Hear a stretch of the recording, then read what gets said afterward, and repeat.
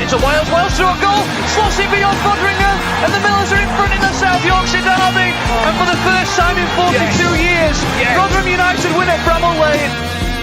On the edge of the box for Doffin, he can hit them, and he does. The Doffin has scored an absolute screamer for Rotherham United. Rotherham United have secured their championship status for next season. Do me a favour, drop me off in Rotherham. Hello, everybody. Welcome back. This is New York Talk, the Rotherham United podcast. Thank you all for being with us tonight. We have a defeat, obviously. Rotherham played equals defeat.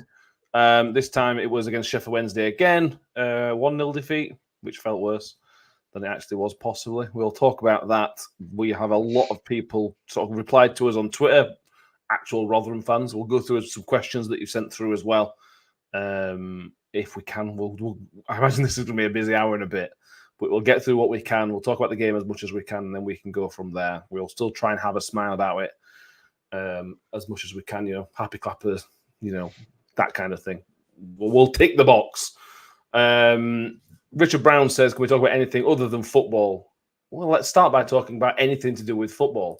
Happy moments, happy, funny, comical moments. Now, I think I know what everybody else's is, but I am going to give you mine first, because mine is... I enjoyed this. So, in the first half, when there was the first penalty shout, when the ball was coming up and Kyoso handballed it, there was me and Ben at the same time grabbed each other like a child who was scared of a film when he was like 7 years old. We both grabbed each other in fear that the Kyoso would give it a penalty where he didn't. But it made me laugh. That was just 7-year-old children again, basically, Ben. That made me laugh. Anything, Ben? I mean, obviously got a bit referee getting trampled in 30 minutes or whatever it was, first 2 minutes. Twice! He did it again at the end of the game. First one was funny because he were trying to get out of the way and looked very unathletic. Yeah, we did. No offense to him.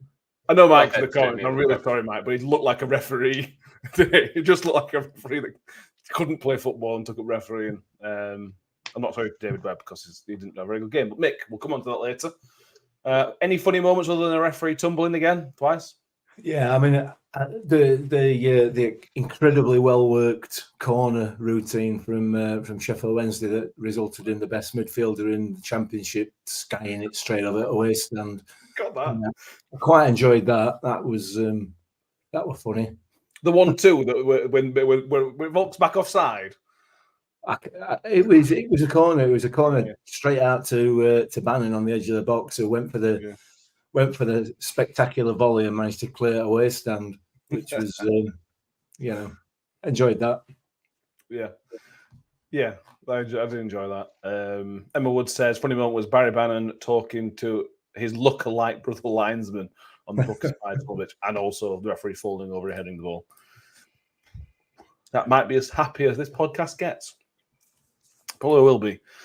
Like I said, we've got loads of good. We'll get through what we can because I see there's loads of people with us tonight. Thank you. Make sure you subscribe and like if you're watching us live through YouTube. Ben, 1-0 defeat. Flattered us.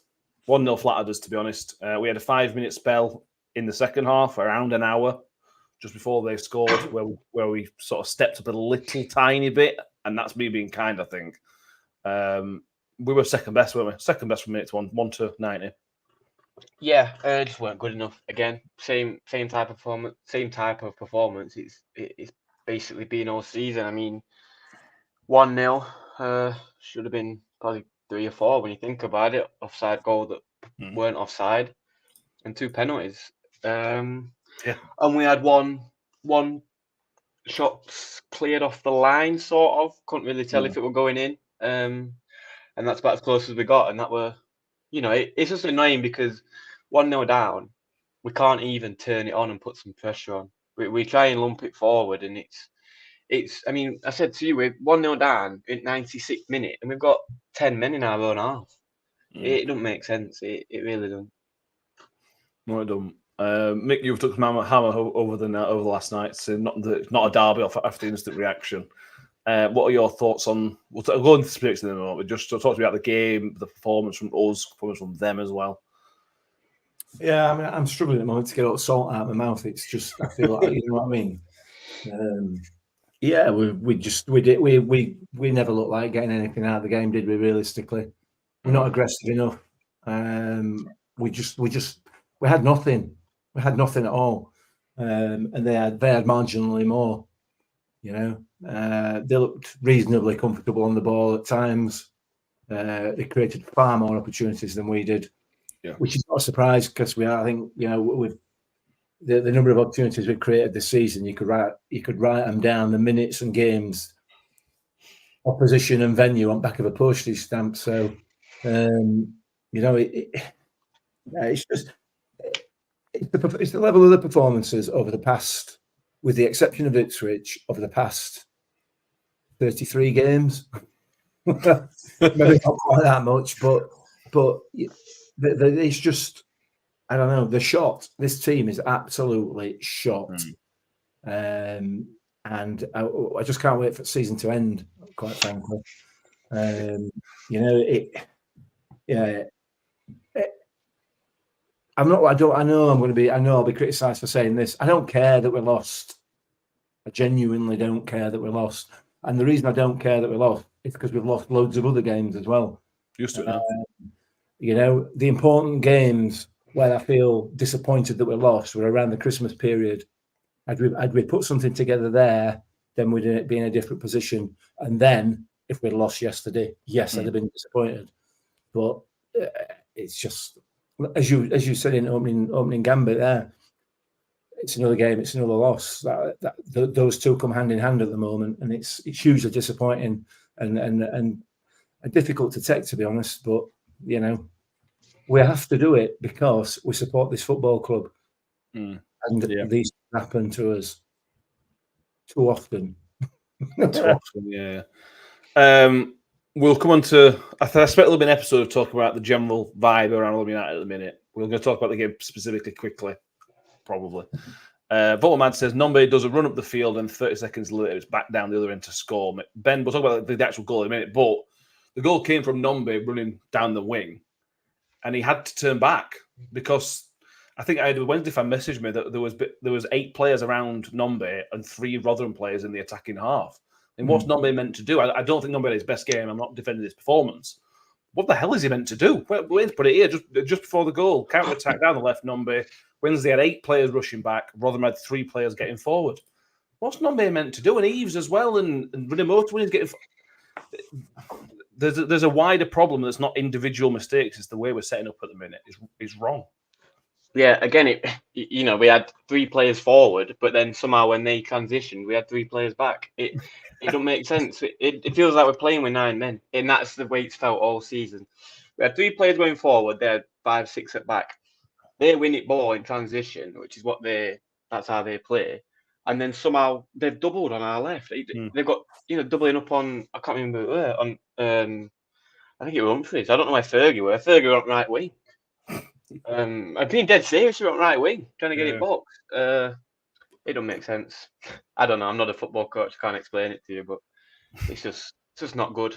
It's just really not good. I don't know if Nombe. I mean, best Nombe can do is try and win a free kick and try not to look the ball, I guess. Yeah, because Nombe's quick, mate, but he's not lightning quick. He can't run away from the entire Sheffield Wednesday team. He needs help. Ferguson needed help. Sort of Kioso at times, or again, didn't have a very good game. He needed help going forward, and it's just an indictment that they wanted it more than us. Wasn't a skill necessarily. They were. I think they are a bit better team than us. They also wanted it more than we wanted it. Somebody replied to us yesterday, I think, that you can't just be better by wanting to be better. Well, you can. You, as a football team, as a group, as a collective, how many times have we seen the worst team get promoted, win a game, win a championship, win a tournament? You can, and that's what we're not seeing. We're not seeing that want to be better than the opposition. And like I said, Wednesday wanted it more than us, much more than us. Yeah, absolutely, they did. Absolutely, and that it is that simple, really. because they're not that much better. The league position says that they're not that much better. But yeah, they wanted it more. What can you do? You know, the season's been a shambles. It's been a shambles, and there's nothing to pick out of yesterday that's any worse than anything else that's gone before it. You know, and yeah, I mean, I've seen some of the comments. You know, like you said, throwing Nombe under the bus. We've got to have somebody to blame, haven't we? You know, there's always a player who gets picked out as being responsible or whatever. The team as a whole are responsible.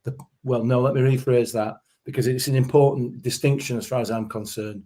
The players as a whole are responsible because they're not a team.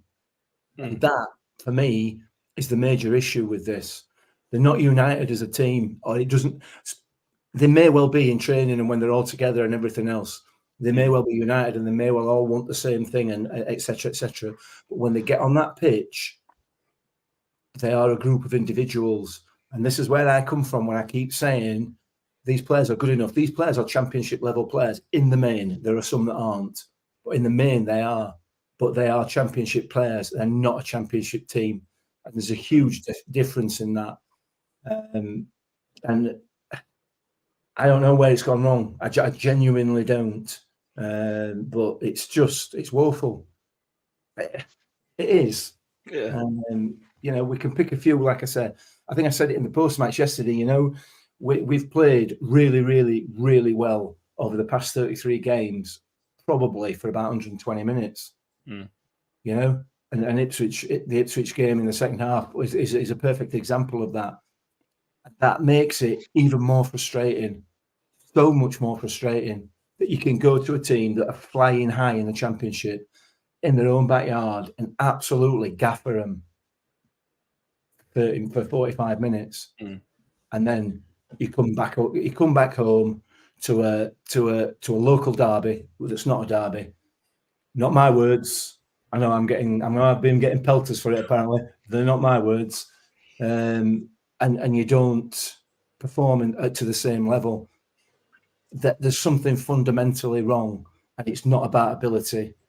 It's absolutely not about ability. It's not about experience. It can only be psychological. There is no other explanation for it, as far as I can see, anyway. Alfie says, I think sums it up. We've got 11 individually good players, but one terrible squad. I think Alfie's probably about right there. You know, because as individuals, they've all got the qualities, and a lot of them are championship level. A couple of them, arguably, are above championship level.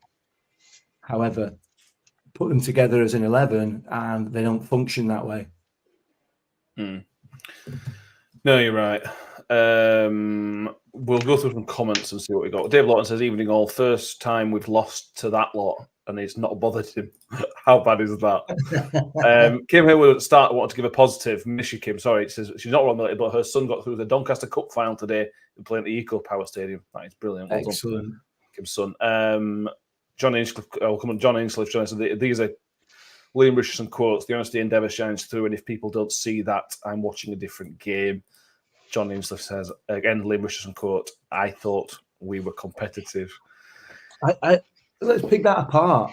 Let's pick that first comment apart, because I think the honesty and the endeavour is probably there. Yeah. It's not shining through on the pitch. He's bear in mind that he's with them 5-6 days a week, and I'm sure that the endeavour and everything else is there in training. But when they step out on that pitch, it's a different matter altogether. He's not going to put his players out in public. He's not Matt Taylor, you know. Yeah. And I think that's absolutely right not to do that in public, no matter what anybody else's opinion, really. And it is only my opinion, but he shouldn't be calling his players out in public. Absolutely not. Matt Taylor did that, and that's one of the reasons I think why he lost the squad. And I don't think we've ever recovered from that personally. So, you know, he's going to have to. He's got to say that sort of stuff. Take it with a pinch of salt, but you know, that's just my view. No, I agree. I think is just saying words at this point.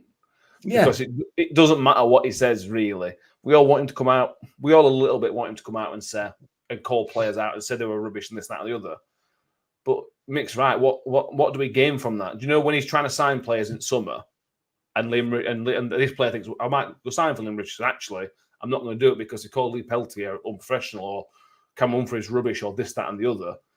That's not the kind of guy that Liam Richardson is. I don't think from going through there. So I think that's why he's saying it. The endeavour, the honest endeavour. I don't think it was honest endeavour. I didn't see it. I did. We all see it, but it can't be. That can't be true. It's just not true. That's why I think he's just saying words to get through end of the season. He knows season's done. We all know season's done. But it's just. Go on, Ben. Thoughts on. We all know pre and post, which are basically irrelevant, but I don't know. It's just boring. Everything about it's boring. Yeah, I mean, he's not going to come out here and criticise his players. He's not going to do that. You know, he said he's not. Matt Taylor. It don't work. It don't work. I just think he's trying to. He's just trying to not. I think there's a way of putting it. There's a way of not criticising your players, but in a game like that where we're down, realistically, we're down. We're not going to come back from 16 points, which 90. I think it was before the game. I'm saying 16 points, but you know, it's a derby, it's a rivalry. Well, especially for the players anyway. It's the only game we've got left that's actually got any meaning. They could have. There's a way of saying something after that, because even if you are trying to protect the players, I think to say that there was hard work and we were competitive, I think is just rubbish. I think even the players can see through that. You know what I mean? I don't think that was the way to do it. You can say, you know, we weren't good enough today in a game like that. We should be putting a little bit more. But yeah, I think there's a way to do it better than he did, because that is just rubbish. Whatever he said it's just fake. Yeah, I agree. I completely agree. And we don't. I feel we're not normally the place to slate players significantly and kind of throws them on the bus. But I'm just really struggling, to be honest with you, Rick. I'm really, really struggling to sort of give you a nugget and ask you a question to lead you into something, because it wasn't as bad as Hillsborough. It wasn't as bad, but that almost makes it worse because it wasn't really much better. It should have been. It should have been tenfold better. We could have still lost the game. Like we've said a million times on this podcast this season, we lose games. We're Rotherham United. We lose games of football. I can take that. I can't take the way that they performed and the effort that was visible to us. Like I don't want to say the players didn't put effort in, but the effort that was visible to my eyes, that wasn't there. That wasn't acceptable in terms of my life, in terms of what in levels in a local derby. They were miles better than us. I know you said they were miles better than us. They were so much better than us. It should have been 3 or 4-0, and that's not including the couple of penalties that they could have had. One disallowed, wrongly disallowed. They were significantly better than us, and the second bottom in league. It's just mad. Yeah. I mean, I don't know. Given the way the position that we're in, given the points all that we've got, and some of the performances we've had, I'm amazed that anybody's surprised. We're not surprised, but we're still annoyed. Yeah, well, it's just another game. It literally is just another game where we've played in virtually the same way and got virtually the same result. We are down, obviously, now, but we've been down for a while. And I don't think anybody could have come in and turned it around. I just don't. I think it was gone. I don't think that's the point. I don't think that's the point. Yesterday was about pride. It was about... I heard myself there. Who's got the echo on then? He did echo for a second then. Yeah. Anyway, so yesterday I said every game since I don't know, last couple of games anyway have been meaningless basically. You know, don't really mean or not really worried about the result. But yesterday weren't about the result. It was about pride and about we could affect their result. You know what I mean? It's about a little something because we've got 19 points. Do you know how embarrassing that is? And we can't even go out and put a fight against our local rivals.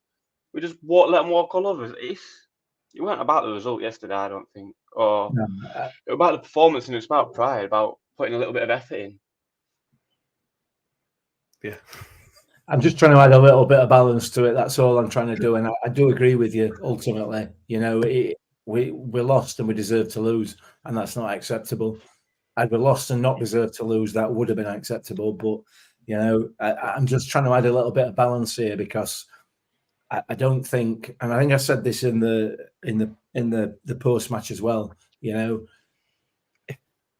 as supporters, we've got to accept a little bit of the responsibility for the lack of support we've given this team for virtually the whole of this season.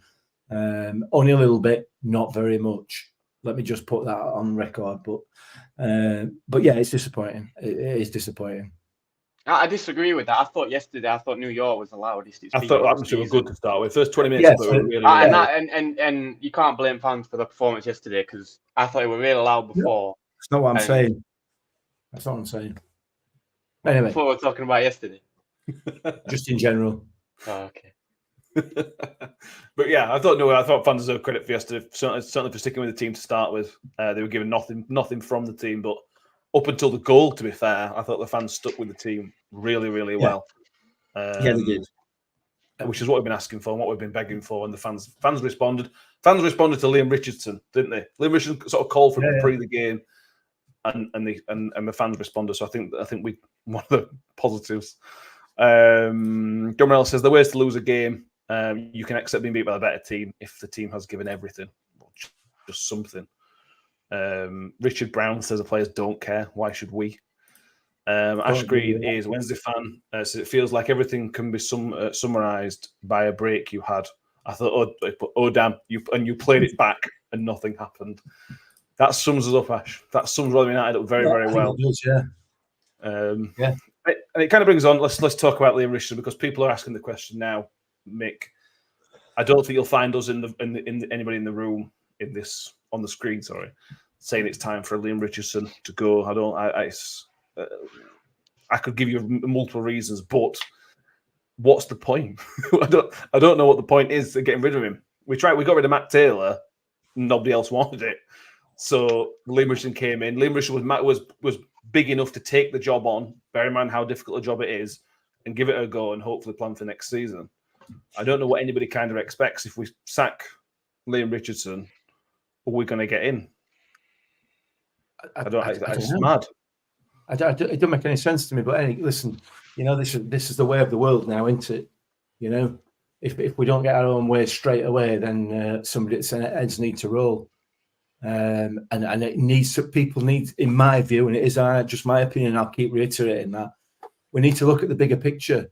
You know, he's come in here and be given, like I said, I've mentioned it on the podcast previously, what Kev's quote, you know, he's been given keys to a Ford Fiesta or Ford Focus and told to win a Formula One race. It's not happening. You know, it has to have time. It has to have time now to get us back on our feet. And that's going to be a summer transfer window and at least a season in League One. Suck it up. That's where we are as a club. We are a League One club at the moment, you know, and we've been punching above our weight for however long, and we've had a fantastic time for the most part of it, and we'll have a fantastic time again. But yeah, we will because it goes in cycles. You know it. You know we will. So yeah, talk of sacking him is just, in my opinion, madness, just nonsense. Who's going to come? I mean, we had that debacle halfway through the season of 4 weeks where we're trying to appoint a manager, and let's be fair, the applicants that we knew or were aware of weren't much cop. Realistically, there were lots and lots of rumours of people who would have been much cop, but probably weren't actually realistic propositions. Mm. But we've got a manager in place who's been there and done it in League One in much worse conditions in terms of the organisation of a club than we are. So giving him the opportunity to do it. We've been down for a long time, realistically, but he's not going to say that, is he? There's no, he can't say that. No. Neither him nor anyone from the club is going to come out and say that. It's not going to happen. and to think it is mad. Mm. You know. Yeah. So I don't agree with it. I don't agree with it. Absolutely not. No. Martin Miller says, sorry guys, we're totally out of order. Richardson has done nothing to engage the players, the fans, and the town. If we go down with the whimper, as it looks like he will, his job will be under threat. I mean, what I would say, Ben, is I think Liam Richardson has made an effort with the fans. Every time he comes out before a game, he's trying to engage the fans. He talked about the derby before the game, talking about the fans. I can't disagree with any. I can't go against Richardson from that point of view. I think he's trying. I think a lot of the players don't want to be here. If you're on a short-term contract, if you're Cafu, are you really that bothered? Because in 2 months' time, you'll get an offer to go back to Portugal or go somewhere fancy abroad or get another championship offer, and that could go for a few other players. He hasn't been able to motivate the players, it seems. But if the players don't want to be here, we're going to struggle. And we went down with the whimper under Paul Warne, and he turned out to be quite a good manager. Yeah, I agree with everything you said. The situation he came into was hard. I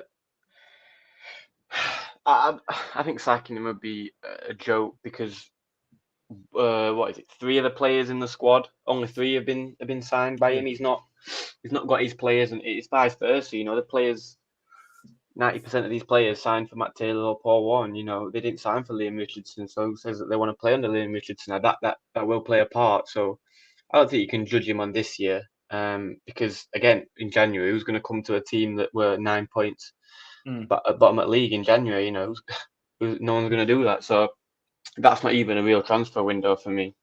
But yeah, I think talk of sacking him is it's just a joke. He's been here. Is it 5 months? 4 months? December, wasn't it? Early December. 3 months. 3 months. I mean, 3 and a bit months. I think it's just a joke. Yeah, it really is. He's had no time. You know, if you're looking, how many days is that?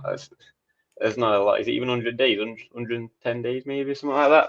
It's not enough time. It's really not enough time to do what he wants. So.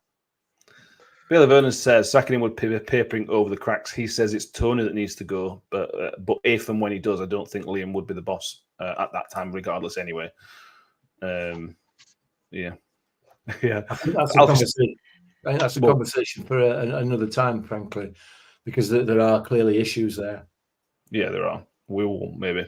Alfie says, went down with the whimper under Paul when I went to the last day. I went the first season under Paul Warne. That the exact situation that Liam Richardson is in at the moment is exactly the same situation Paul Warne was in.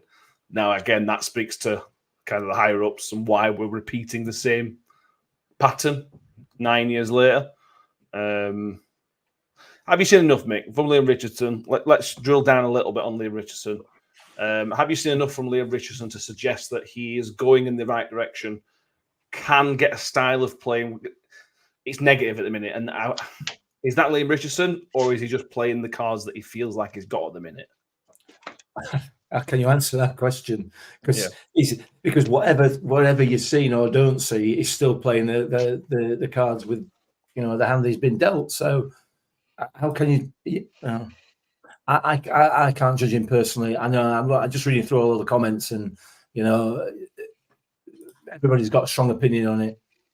I've told you mine. I'm not saying it's the right opinion. I'm just saying it's my opinion. I don't think it'd be right to sack him. I don't think anybody said that his job might be under threat. Not his job won't be under threat, because clearly it could be under threat. I'm not saying that at all. What I'm saying is that I don't want it to be personally. I believe if you're going to employ somebody, you need to give them the opportunity to do the job that they're paid to do, but give them the tools to do the job. And he hasn't got the tools to do the job. Yeah. Chris Green says, we're worrying that Liam Richardson's not getting the best out of the players. The performances are far worse. They're far worse at home, but they're better away from home. Yeah. Which is the opposite of kind of what you want. If you're going to play well, you want to play well at home, obviously, because that's where you are, where all your fans are most of the time. But we are better away from home, performance-wise. Points total obviously don't tell you that. Well, points total probably does tell you that, because we lost them all under. Anyway. Adam Hardcastle says, we'll get a reputation as a club that hires and fires. Is that going to attract the right players, decent manager going forward? All the stability year after year of Warne lost. Yeah, I think that's a really valid point as well. Wayne says Hull were relegated in 1920, having lost 16 of the last 20 games. They won League One the following season. You can never judge a team how they will react year on year. Yeah. Everybody's got strong opinions on this. And to be fair, Ben, that's a good thing. Because a lot of people are saying, I'm done with Rotherham, I'm not going to season. What I'm seeing on social media on here is that everybody's still engaged in the football club. Everybody still really, really cares. That's they're not asked, they're not bothered, but people really do still care, and that's good because when things do turn, and as says Mick, they will turn, the fans will be there to cheer on those wins and cheer on what will hopefully be a significantly better team come the first game of season. Yeah, I mean we've still got a football club. We still go and watch football. Regardless of this season, we're in the Championship, and for us that's a success. We've had two years in Championship in a row, which is a success for a club like us. Even if we do get about 5 points, it's still a success for us. And I guess we're still lucky we've got a football club because there's some teams, some fans that lose their football clubs and stuff. So yeah, still got someone to support. Yeah, there is. The accounts will come out Friday, 29th, Thursday. From a finance point of view, we can all talk about how the club is run, which is not what we're talking about. From a financial point of view, the club are on a good track. There's no debt. There's no issues. There's obviously the ground issue of being owned by another thing, which is somebody else with a bit more brain power than me to work out whether it's a good or a bad thing. But the finances are on track. We're not going to go into debt or significant debt anytime soon, which again, as you pointed out, shows the job that Matt Taylor did in the short time he was there, shows the job that Paul Warne did over the significant period of time he was there. Is there an addendum to those reports that show the accounts that show the millions that Tony Stewart's taken out over the years? I assume that'll be in the accounts, will it? I'm only asking. I haven't seen anything. Is it there? No, nothing that I've seen. Nothing that I've seen. I wonder why. Yeah. On the club, we had a message from Craig the Miller on Twitter. I've got a few. I really appreciate. I'm going to stop here in a minute. I really appreciate everybody who's put something in the comments. Everybody who's replied to our questions, asking for questions for tonight. We have had so many. We're not able to get through them all. The good news is we're going to do a mailbag episode in a couple of weeks' time, so we'll be able to cover a few more then. But we'll cover what we can tonight. We've got to talk about Coventry game in a minute, probably. But Craig the Miller says, lads, can we have a bit of insight or thoughts on a potential fans forum with the board for next season when it come around? Do you think it will happen that it would bring everybody together, etc., in prep for next season? Mick, because of the season we're having, we as fans want answers. We want to know why this has gone wrong again. So, as I mentioned, 2016, 2017 to now. Why is this happening? Why is this kind of going through? What is the situation? Because we had a fans forum 18 months ago, and it was just Paul Douglas and Matt Taylor. So Tony Stewart weren't there, and Rob Scott weren't there. There might have been illness, but there's no point of having a fans forum if it's just going to be Paul Douglas again, because it's just that poor bloke being on out to dry again. Do you think a fans forum is necessary at this point? I think, in my view, that a fans forum they're pointless. They're absolutely pointless because all you're going to get from any club, not just Rotherham United, but every single one of the 92 clubs up and down the league, possibly with the exception of Accrington, you're just going to get the corporate answer. That's all you're going to get. And then you're going to get on the other from the club point of view, and then from the fans' point of view, we're going to be moaning about bottle tops being taken off and pies being burnt, and you know what I mean. Yeah. So there's always, and I'm being a bit facetious, but you know what I mean. There's a massive disconnect between what the club are willing to say publicly and what the fans want to know. And I don't think the environment of a fans forum where you've got, I don't know, 100, 200 people all trying to shout above each other or and because if they don't agree with an answer that's given or whatever, it just creates a toxic environment, particularly in the situation that we're in now. If you're Liam Richardson or if you're Rob Scott or Paul Douglas, who everybody wants sacked but nobody knows what he does, but we still want him sacked anyway. you know, or even Tony Stewart. How would you feel about stepping into an environment like that, where you know that you're not going to be able to answer honestly, and if you do answer honestly, you're just going to have Mickey ripped out of you, or you're going to be shouted down, or whatever. It doesn't. It's a symbolic thing that's pointless ultimately, in my view.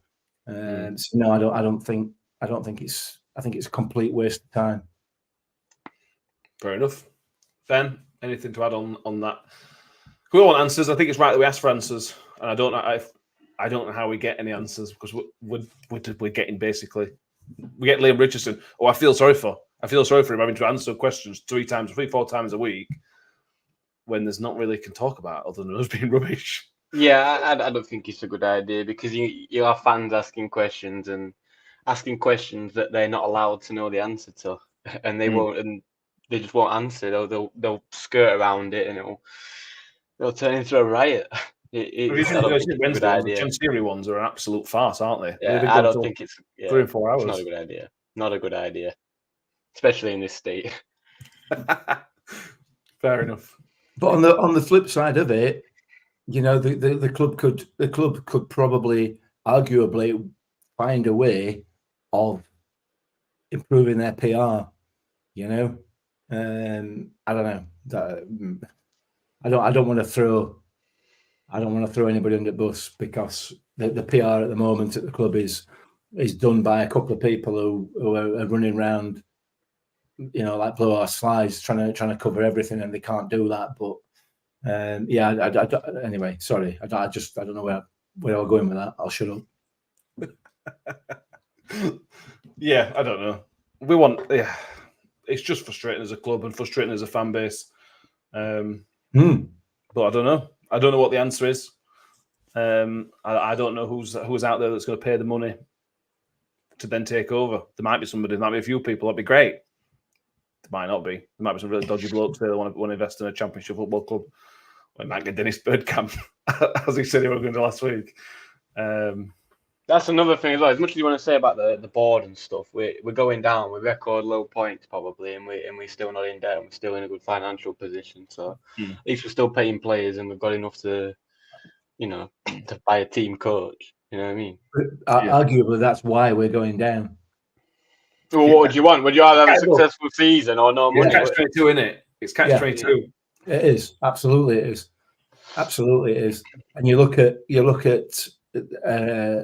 thing that Matt posted earlier on from Kieran Maguire about where we sit in terms of within the Championship, in terms of income, in terms of wages, in terms of average wages, in terms of what percentage of our income we're spending on wages. We are the lowest of all the Championship clubs, and I don't just mean by a little bit. Millions and millions of pounds. Yeah. Who's going to give you that amount of money? Where are you going to get that amount of money from? Yeah, Legally, yeah. We've got plenty of lights. They could perhaps make a cannabis farm to during summer. They've got lights for it. Yeah. I'm not advocating that, by the way. It was a joke. That was a joke. Yeah. Yeah. Matt Nell says, you mean you need guts to walk into Alliance 10? He says they've got gutless in the boardroom, then like being gutless on the pitch. We don't agree on some things, Mike, and that's one of the things I don't agree with you on. Yeah. Nick Lester says we'll end up selling Victor for a bag of bus tickets and a can of Lilt. Let's not have a little conversation again, Nick. With that, anyway, we had a little conversation. It was deadline day, weren't it? It was Lilt a real thing? If you remember. I don't know is the answer. Anyway. Chris Page says Jamie gets some pelters after the game. He clapped all 4 sides of the ground. Yeah, not a lot of the players went for the full, I don't know what the word is, but walk around the pitch applauding the fans. Jamie Lindsay and Victor did. I saw, I'm sure other people did. Some people did saw that Jamie Lindsay, it's not an altercation. I don't even know what the word is, because again, it was 20, 30 yards away from the fan. but the fan was sort of in the stand, sort of pointing at his badge, pointing at the chest. So I'm assuming he was sort of saying, "We want you to play for the badge." And Jamie Lindsay told him basically where to go by the looks of it. That's how I read the situation. Ben, you can understand the fans' frustration because of how it was, because it was a poor performance. But Jamie Lindsay is not one of the guys who I would be aiming any anger at, to be honest with you. And he's been poor since the January window. But before that, he's been great. He's one of the guys you can kind of rely on to be a positive action. Same with Victor, same with probably Cam Humphreys and one or two others. Others deserve a lot of criticism, but I'm surprised to see Jamie Lindsay getting kind of caught up in that. I'm not. I mean, I'm not at all, because if he has give everything, he's got every right to be annoyed at it. But what I would say about all the other players kind of shying away from that is that you want to talk about Liam Richardson saying that, you know, they put a lot of effort in and they've give their hardest. If they've give their hardest, why are they not walking around pitch at end? They know they ain't give their hardest, and they know that they weren't up for it. That's one of the annoying things, is that they know they didn't try.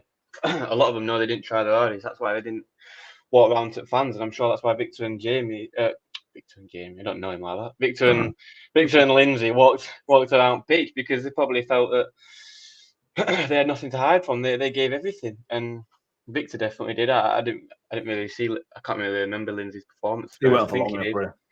Yeah, but you know, if you've got nothing to hide from, you won't hide from it. And I think a lot of the players hid yesterday because they know that they didn't give enough effort. Yeah. Mike mentioned gutlessness. As players, I would have what do I expect? I suppose, but you've got to take your lumps. If you perform like that, you've got to take your lumps, and they should be appreciating the fans for what the fans did, because the fans were good yesterday. So they should be going around. Victor always does. Victor does it anyway. Jamie Lynn does it again as well. But you should be thanking the fans for their support. That's the least the fans deserve yesterday from the players. The least. Yeah, it is. It is. I'm not going to argue with that. I can't argue with that at all. It is. The ones that stayed. There's always a little thing. There's always something in there. But yeah, you're right.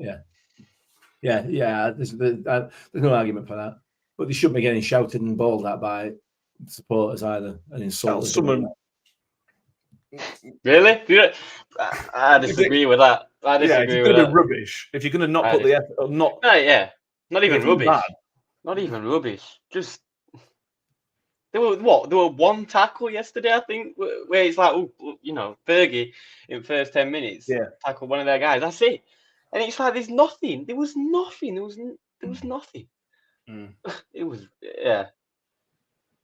It was rubbish. They deserve to get shouted at. I mean, you can have got certain fans for doing certain things and certain things cross the line, but you're paying your money to watch a game at the end of the day, aren't you?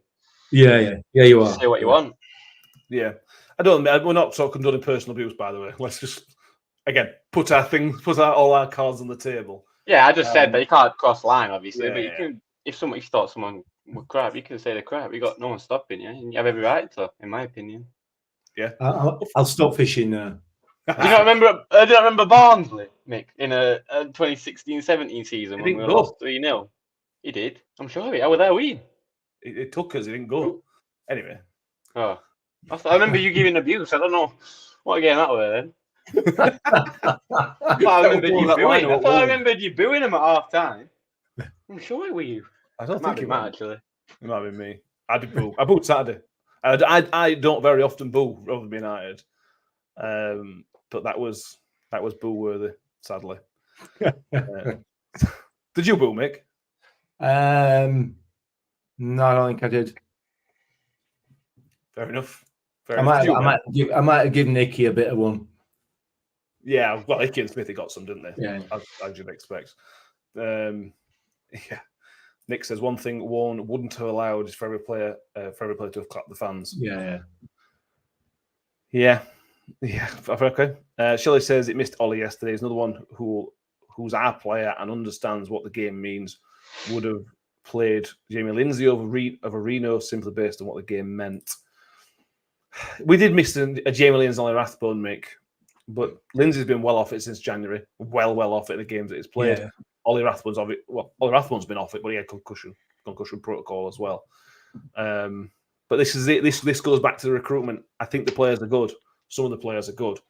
I think when you're signing players on short-term contracts, you're not going to get that bite. We saw this, and this is going back a little bit, but I think Alan Neil, we got the minus 10 points deduction, and we signed a lot of players with essentially a relegation clause in there.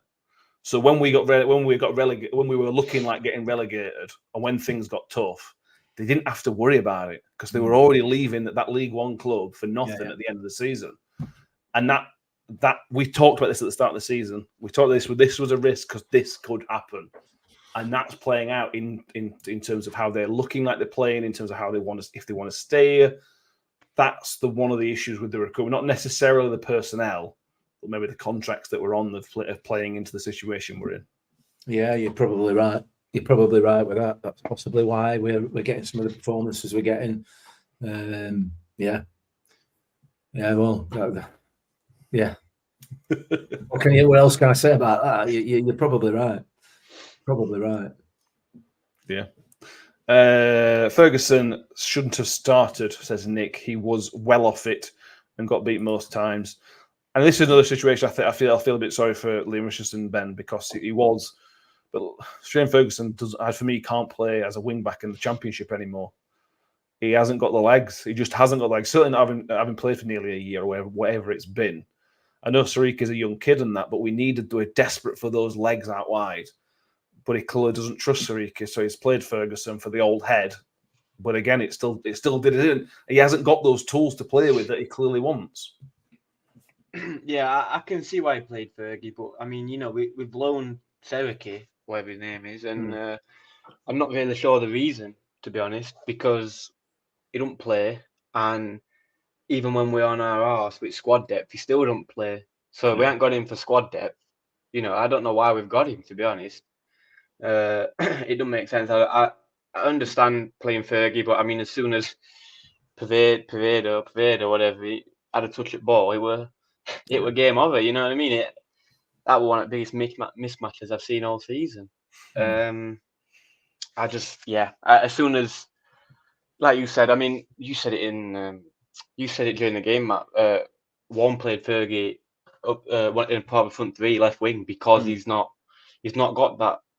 How old is he now? Mid-30s. He's not got that anymore to be able to up and down all game. You need him further forward, and I don't think he fits in this system anymore. No, he don't fit in 3-5-2. I don't think anybody fits this system. If we're talking about going on to that, but genuinely, we've got one fit defender. We had two fit defenders yesterday end of game. Yeah. I'm playing 5 at back. You know what I mean? And we've got how many midfielders? I mean, I don't agree with if we talk about that. No one fits into the system. I think we only started with 3 fit defenders, didn't we?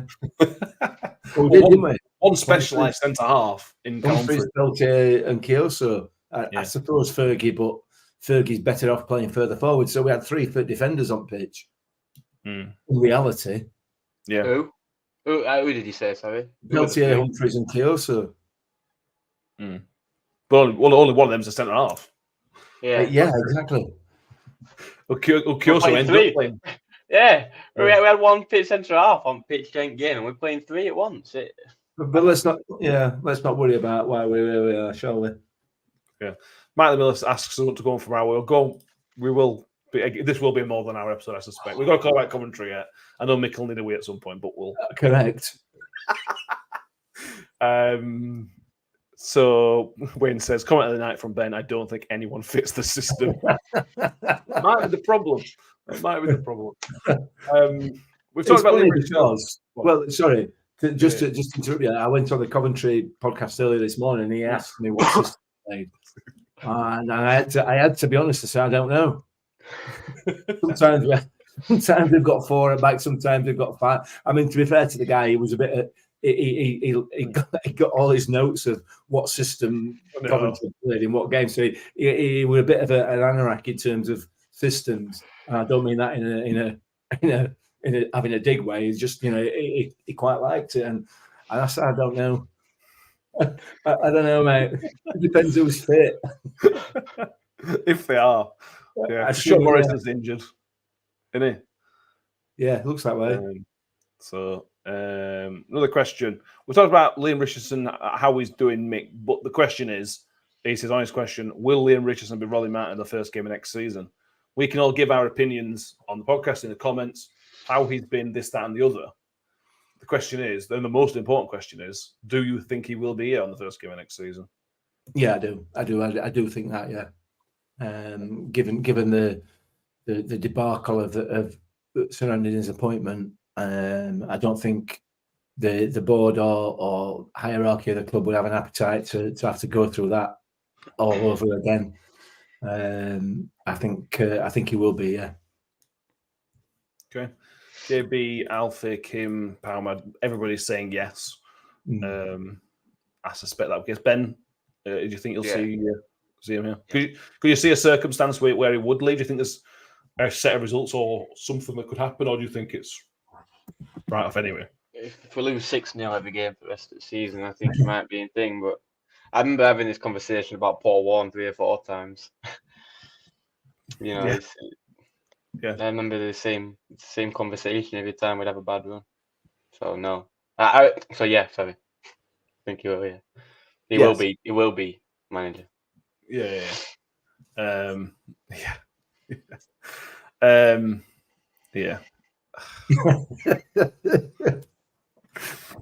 expecting more, I don't. I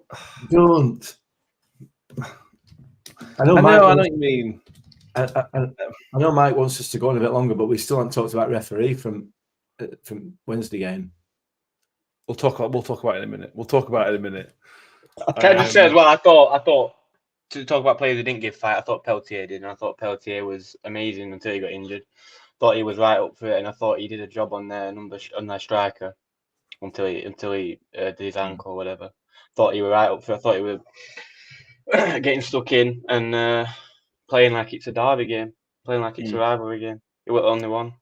That injury looked quite nasty, actually. I mean, it was completely innocent. It wasn't a foul or anything like that, but their player fell on him as he was kind of turned away from him, and I don't know whether his knee or ankle or what it was, but it looked quite a nasty injury because the full weight of the player went onto his kind of calf, back of his knee area.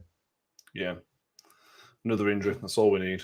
Matt Miller says, "Oh no! If it's a choice between Liam Richardson and Steve Evans, he's going to sign up for the Liam Richardson's fan club." Oh God, yes. I'm not Richardson's biggest fan. Let's not start talking about that again, for God's sake. No one. Put that to bed. Bevan says, I expect more, and I'm always let down. Yes, I'm a Rotherham fan. That's what we do in it. That's what we do with Rotherham fans. Baldy Wolfer says, to be honest, given the summer window, if Tony Tightpants backs Liam Richardson, I think he'll do very well for us and take us straight back up. Excited for the season. He's excited for the season in a weird way, and there's 10 games left.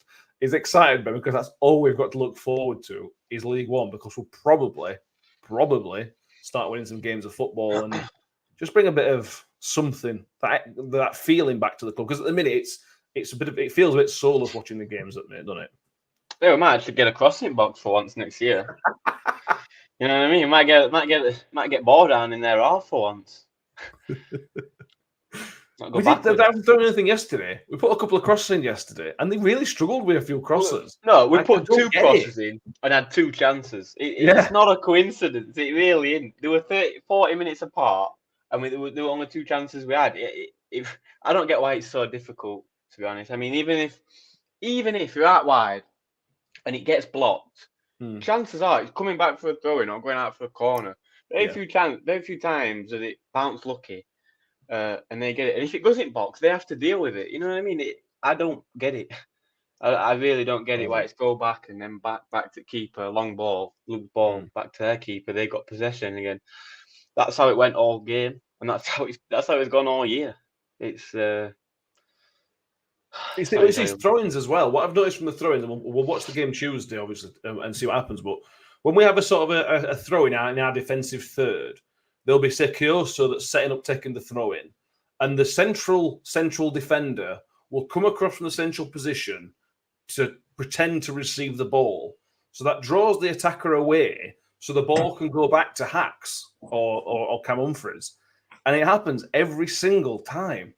So we go back all that way to go long. Yeah, and goes back to Victor and goes long. Or goes back to Victor and goes long. Or goes long straight away, yeah. Yeah.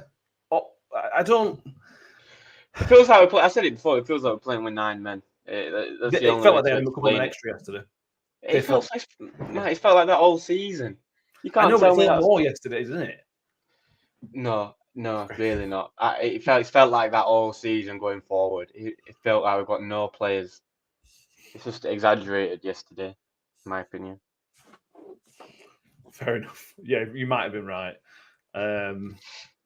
Bill Ruby says Liverpool should be given the end of next season, bring in his own players, just hope that Tony backs him. Powerman says it feels like we're playing with 5 men. So a couple of players, mate. Let's pick out something. Tommy's got man of the match. I know Ben's on the same page as me. I like Tom Eves, and I think he put the effort in. I think he's one of those players that you can see. He ran around and put the effort in, but I don't think he had a very good game. Nobody did, but I don't think he didn't win enough headers. His touch was bang off it. Of course, he didn't win enough headers. I mean, he came on. They came on the pitch at 3:00 yesterday afternoon wearing a medium shirt and went off wearing extra large. With referee just looking at him and going, "No." He did get ragged. Yeah, Kim's putting comments. He got ragged a bit. I mean, I'm not buying. I am not genuinely. I'm not buying this. Tom Eves didn't win any headers. He didn't win any challenges. Of course, he didn't, because he were ragged from pillar to post, which is fine. I understand that's how centre halves work, that's how centre forwards work, and everything else. However, like I said, genuinely, his shirt was 3 or 4 sizes bigger than he went off than it were when he came on, and he got nothing, absolutely nothing, until Michael Smith came on, got challenged once, and got a free kick. And if Michael Smith had been wearing a red and white shirt yesterday, he would not have got that free kick. It were different. Michael Smith brought it down. No, it were. Let me finish. Michael Smith brought it down and had it within close range. Tom Eves tried to bring it down. It went back to keeper. Yeah, it will do. Why did Smith's touch? Why did Smith's touch end up here? Well, you can't see it. You can't see that. on his feet, he touched it. He touched it down, brought it down. At his feet, completely controlled, and he's being dragged about. Tom Eves tries doing it, and it goes 10 yards. That's why I don't get given, because they're pushing each other. No, mate, come on, he's 6'7", striker in Championship. He's got to be stronger. You got to win. You non-contact sport. Is that what you're expecting? A free header every time? You've got to fight for an header. It's Championship football. It's a contact sport. All right. I'm not having that. It's a contact sport. All right, fair enough. Oh, if in the game that you the game that you play, if somebody grabs a piece of your equipment, is it a foul or not? Depends what part of equipment. Okay, here we go. Let's move on. Yeah. Contact sport. Tommy tries his best, but it's not what we need him for. No, it's not. We need him in the box with the ball. Unfortunately, when he's in the box, the ball don't go in the box. When he's not in the box, that's when it goes in. But that's another thing as well. If you watch him when we've got a long throw, he goes straight to the back stick. When we've got it on wing, he goes straight to the back stick. It's like he don't want to get involved. That's what it feels like. But there were a couple of times we put a cross in at first half, and his movement were decent. He almost won the ball a couple of times. When we put the ball into the box. That's what our season's come to, isn't it? Our striker almost won the ball. That's a positive.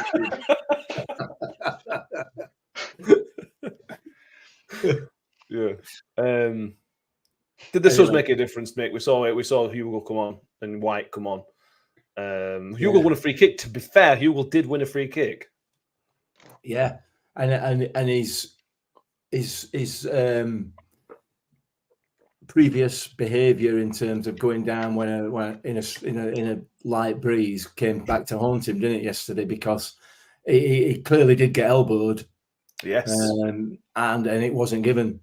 And that's what you get when you go down at the drop of a hat. So That was nasty, that. Yeah, it was nasty, but obviously the ref didn't see it, I assume. So, but he didn't really make an impact, did he? Neither did Wyke. I didn't see the point of taking Nombe off, quite frankly, and putting 2 strikers on there when we'd already had one on there that had not made an impact. So, but just trying to put a bit of experience up there and hope that, something changed, I guess, and it didn't. So just the Hugo elbow, I don't get how the liner possibly can't see that, because if he's looking along the line, he can't possibly miss that. He was facing the way, wasn't he? So what line was looking there, and it's happened facing that way. Yeah, facing the opposite way to the liner. So I don't think they could see it. Yeah. Oh, you're saying Hugo's back with the liner? Yeah. Yeah. I think the Wednesday player has been very, very clever. They've looked where the referees look, well, it's understood where the liner is. His game awareness of where the official was on point. Yeah. But liner probably getting this one, weren't you, mate? Probably getting it on that line. Getting his body like that. That's why I didn't see it. Nick, do you want to have a ref rant, or is it just not worth it? No, I've seen a couple of comments. I know Mike's not happy about me carrying on, so I won't. The only interesting part about it for me was the main one really was Will Vaulks' verbal attack on the referee, which was, it went on for that long that it almost looked like Will Vaulks were desperately trying to get himself a yellow card. Is the way he kind of held his body and everything else, just screaming at the referee, which would ordinarily have got him a yellow card, and it didn't. But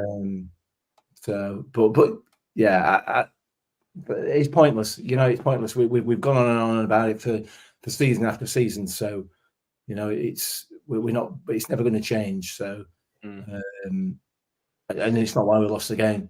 No. In fact, arguably, it's why we only lost by 1, because quite clearly that disallowed goal was, we're miles onside. Such a poor decision that. But he headed it 2 yards behind Peltier. Yeah, but look, I guess it's part of that sort of evening itself up, evened itself out. Yeah. Oh, it's finally happening. It's finally happening after all these years. It's evening itself out. We're already relegated, but maybe that's the time to do it. Maybe that's an instruction from the PGL that they're already down and we've screwed us. So just give them everything. Don't give them don't give penalties against them, because it doesn't matter anymore. Nick Leeson says Pervader called us Rugby Union FC. Now I don't know if that was a mistake because it's RUFC, or whether there's some sort of joke that I've really not got from that.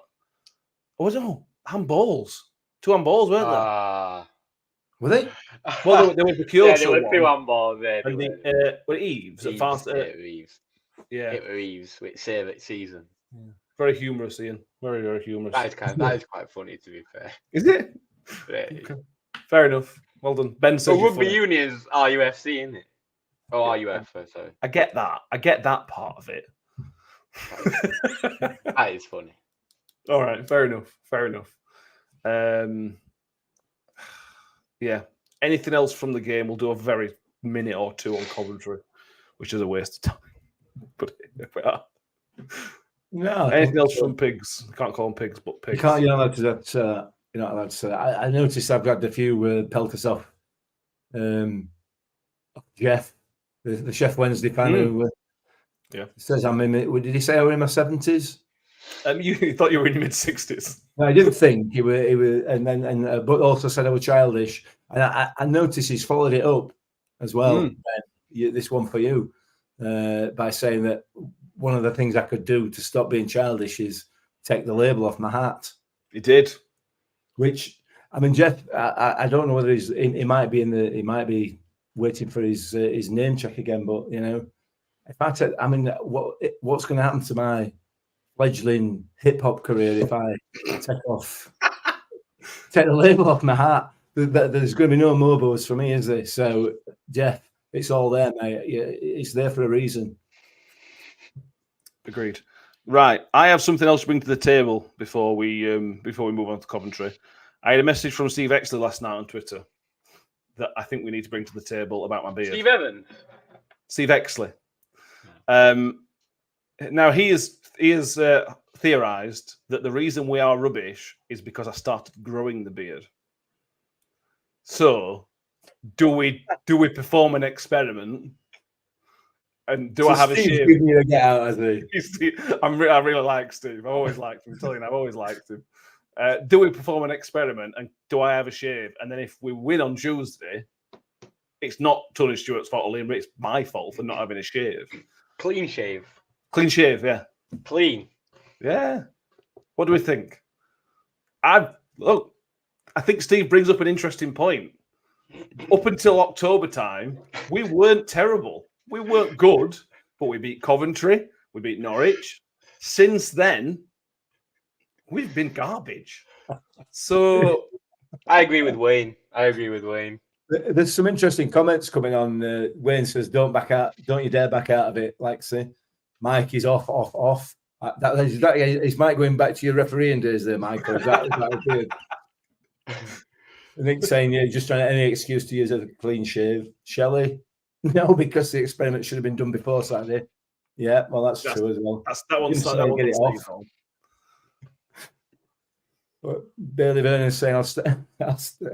If we stay up, then it'll be the shave of the season. I love it. Very good. Wayne's changed this one. Yeah, this one. Gotta be.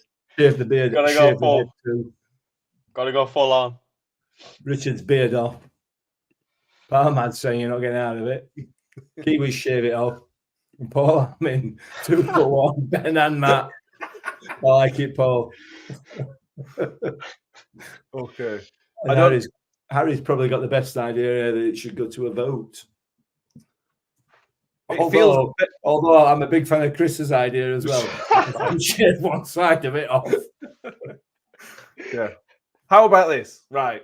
How about shave, but if we lose, then we go back to the original thing where I don't shave until we lose again. Ben, you could shave as well. I know you're not going to. I think the hair's looking like Campbell Humphries, but I think the hair's got to go as well. I can shave my own face. I can't shave my own head. But I've got to proper concentrate on that. Go. Ask Mick how he does it.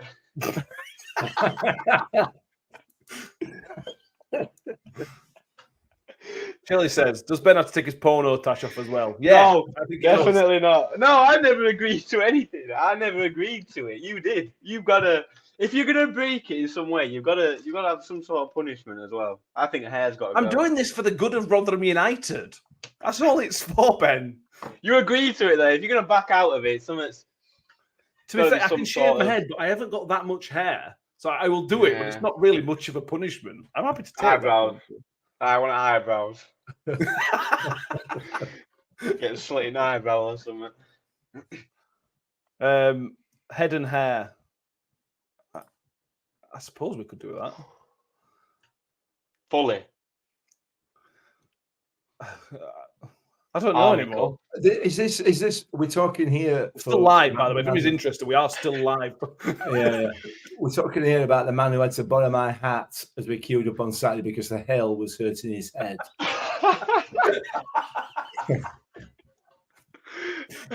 Yeah. Have we come to a decision? I'm a fan of this one. Shave the beard and stick it on Mick's head. Yeah, I love that. Have we come to a decision? No. Okay. Put a vote out. You got to go. Coventry, Tuesday. Let's go. Kim, beard, but if we win, then head. Oh. Yeah. Yeah? Yeah, I think Kim's got probably or beard if we lose. Beard and then if we lose. Because it didn't work. So it's got to be something else. Anyway, I think, am I having a shave?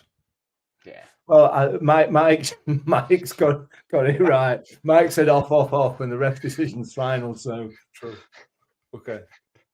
We'll do it. Well, I'll have a shave and we'll see if we win, and then we'll reconvene on Thursday, and we'll see where we are with the next step.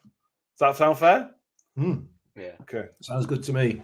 Anyway, we are playing football. But we'll move away from the hair talk for a minute. Let's talk about Coventry. I have nothing to add on this game. I'm not going to lie. I'm going to give you a referee and information in a second. Other than that, I have nothing to add. I don't know how we're going to play. I don't know who's going to fit. I don't know what we want to do. But have you got anything to add on this game? I spoke to the Coventry podcast this morning, and he was quite concerned that when I said to him that our away form has improved in terms of the performance level, not in terms of the result, he was quite concerned because they've got quite a few injuries. They've changed formation. Interested in the formation.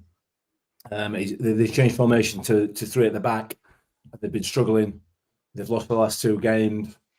So that he was saying, you know, if ever you had the opportunity to win an away game, this might be the one. Obviously, I put him right. Yeah, you know, correct. And he wasn't aware of quite how long it was since we won away from home. But look, it's another game. It's an away game. The chances are we're not going to win, are we? I see. Given the way that we performed all season. Yeah. But we're coming up against 2 teams who we've already beaten this season. We beat Coventry and we're playing Norwich, who we also beat. 6 points coming, easy peasy. Don't worry about it, guys. Yeah. Ben, anything to add on the game before I give you referee information? No, not really. I mean, they'll probably be, even though they've got injuries, they'll be itching to get a win because it might, you know, it'll help their playoff thing. So I think they'll be up for it because if they win, you know, they're right back in playoff race. So yeah, not really looking forward to it, to be honest. No, we'll all still pay us 10 at the moment. Yeah. Harrison, at what point is there an emergency podcast if we win a game? Good question. Yeah. Good question. That's frightening. That is frightening. Referee, I'm going to really upset you here, Mick. Anthony Backhouse is the referee. Now, that name won't necessarily ring a bell for you. Why has he Does just got married? anybody remember the FA Cup 3rd round tie at home to Hull City?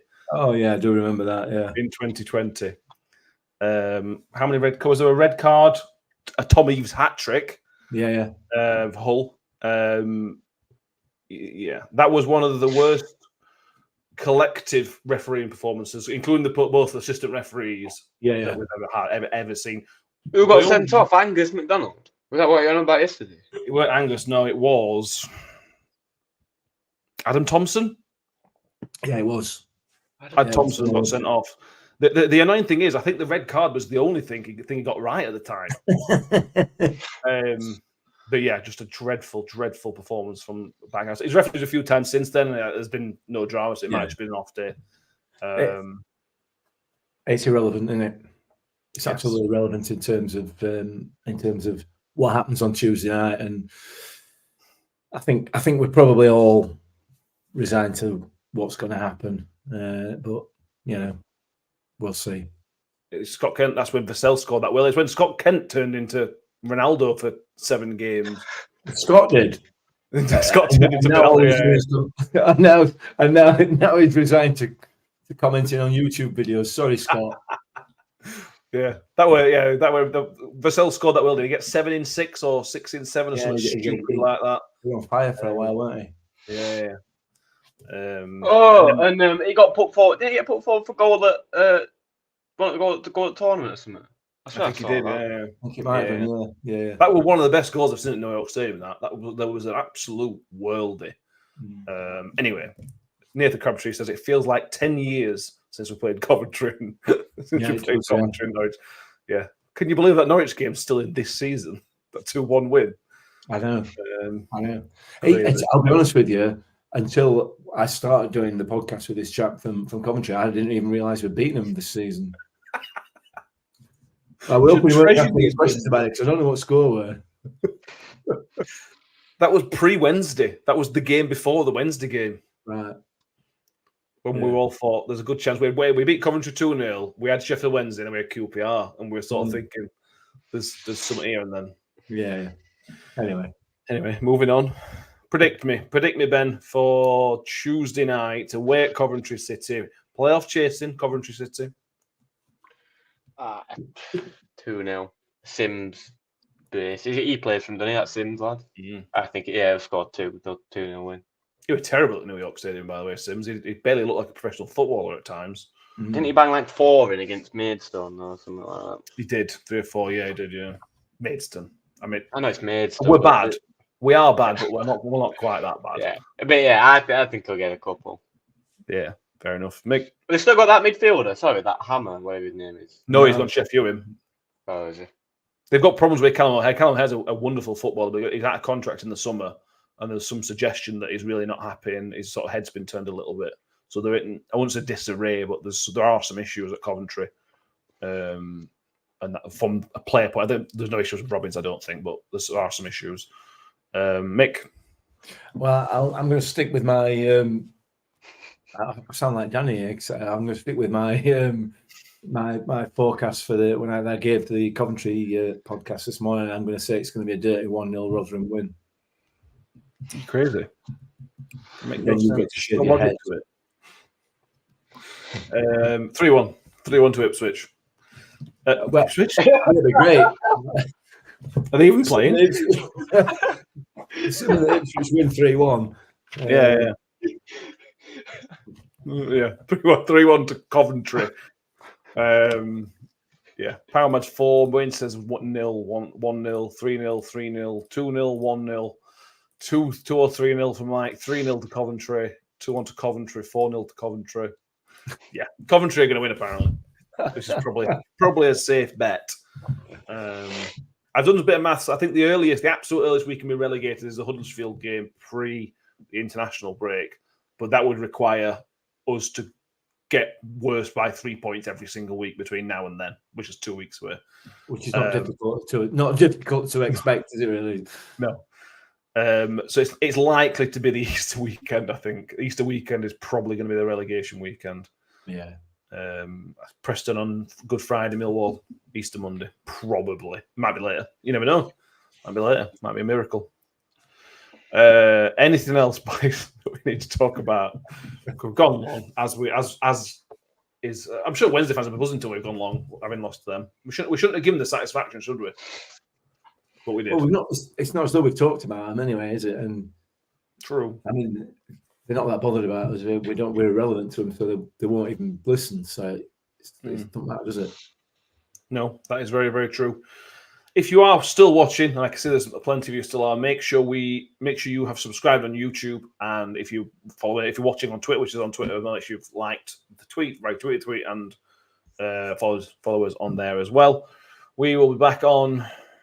Well, we'll be back on Thursday. There will be a review of the Coventry game, preview of the Norwich game. There will be a scouting report. A scouting report should be up tomorrow night sometime. We're speaking to Coventry fan tomorrow. So keep an eye if you want to learn about Coventry a bit more. I know we don't always want to talk about Rotherham at the minute, but talk about another team. Does that interest anybody? And then we'll go from there. We're getting there, everybody. What, 11 games left? There's only 11 games left now. Let's get relegation sort of ticked off. Then we might be able to pick up some points, pick up some wins. Let's hope and pray. Ben, anything else? Anything else, mate? No. Thank you for being with us, Ben. I know you've got the branding in tonight, I'm sure. Yeah. People happy with you. NFL in there. Love it. Mick as well. Yeah, a different kind of branding, but the Hammerby branding's in again. Thank you. Yeah, absolutely. And thank you, everybody. Millwall, if you want to be.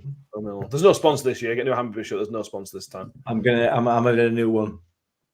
I'm having a new one this year. Good.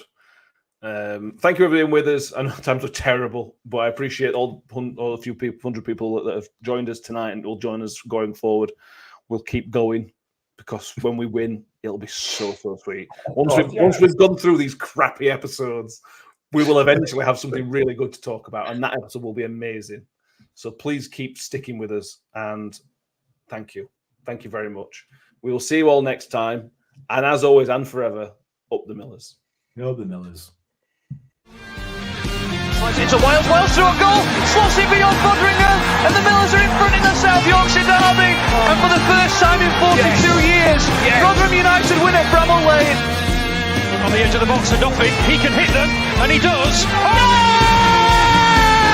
Doffin has scored an absolute screamer for Rotherham United. Rotherham United have secured their championship status for next season. Do me a favor, drop me off in Rotherham.